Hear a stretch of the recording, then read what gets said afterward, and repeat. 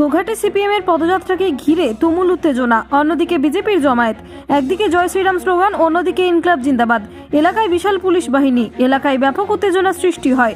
ঘটনাটি ঘটেছে বৃহস্পতিবার হুগলির গোঘাট 2 নম্বর ব্লকের কামারপুকুরের শ্রীপুর এলাকায়। জানা গিয়েছে, শ্রীপুর এলাকায় বিজেপি পার্টি অফিসে কর্মী সমর্থকদের নিয়ে বনভোজন হচ্ছিল। অপরদিকে সিপিএমের পদযাত্রা ও বাংলো গড়ায় একটি পথসভা অনুষ্ঠিত হয়। মিছিল শ্রীপুর এলাকা পেরিয়ে আসার সময় বিজেপির পার্টি অফিস থেকে জয় শ্রীরাম, অন্যদিকে সিপিএমের ইনকলাব জিন্দাবাদ স্লোগান। পরিস্থিতি এমন জায়গায় পৌঁছায় ঘটনাস্থলে গোঘাট থানার বিশাল পুলিশ বাহিনী। এই ঘটনাকে ঘিরে বিজেপি এবং সিপিএমকে কটাক্ষ করতে ছাড়েনি তৃণমূল কংগ্রেস। এ বিষয়ে কি জানাচ্ছেন বিস্তারিত দেখুন।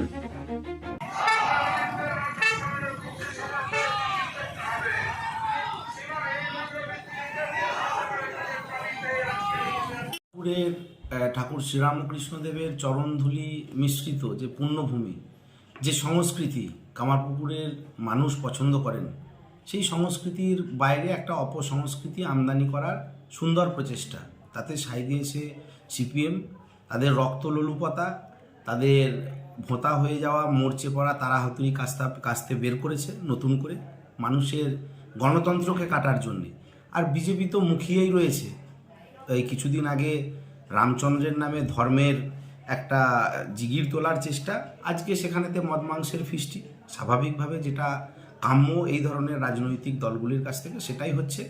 তবে কামারপুকুর তথা গোঘাটের মানুষ কিন্তু ভেতরে ভেতরে দৃঢ় প্রতিজ্ঞ হচ্ছে, প্রস্তুতি নিচ্ছে এই অপসংস্কৃতির বিরুদ্ধে।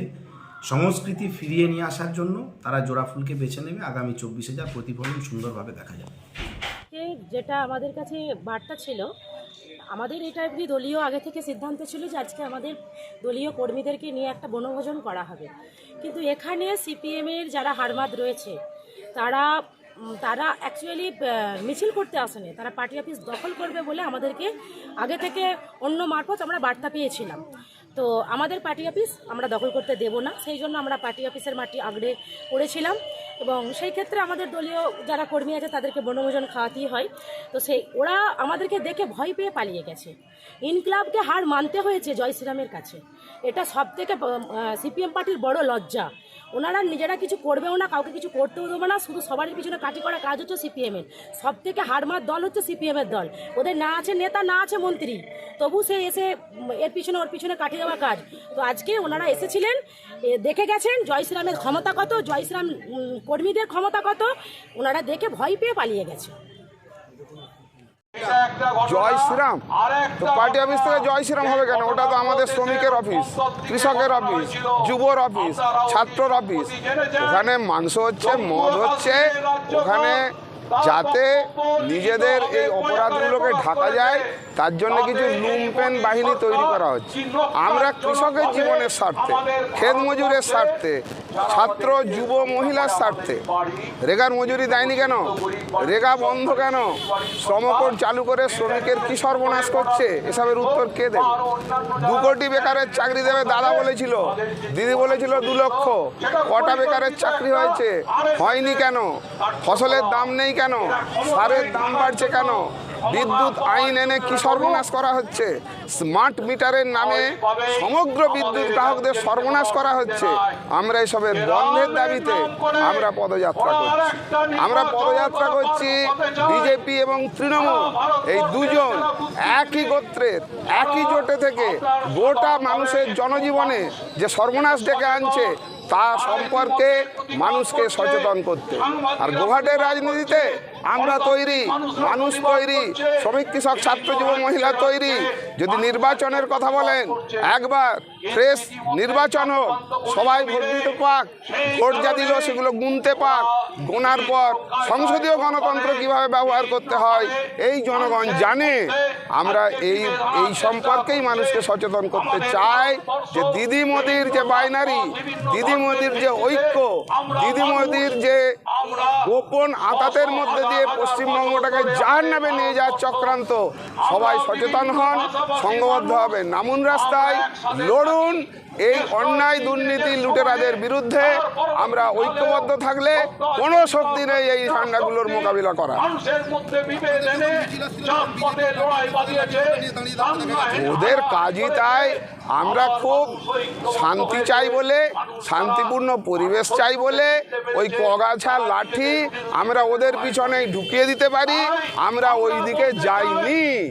আমাদের লাঠি নয়, আমাদের হাত, আমাদের জল জল চোখ, আমাদের সচেতনতা, আমাদের ওদেরকে মোকাবিলা করার যথেষ্ট শক্তি আমাদের আছে।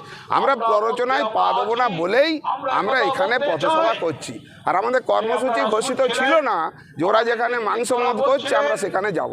আমাদের কর্মসূচি ছিল কামারপুকুর বাংলোগোড়ায় আমরা 4টে মিছিল করে এসে পদযাত্রা, এই সমস্ত শ্রমিক, কৃষক, মজুর, মধ্যবিত্ত, ছাত্র, যুব, মহিলার দাবি নিয়ে আমরা পথসভা করব।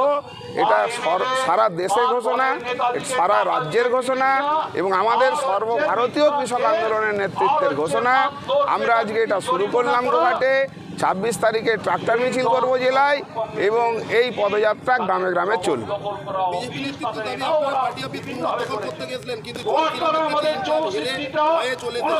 ও তীর নেই, জয় শ্রীরামের হাতে তীর নেই, আর হনুমানের হাতেও গদা নেই। ওদের গদাও ফুরিয়ে গেছে, তীরও রাম ছেড়ে দিয়েছে।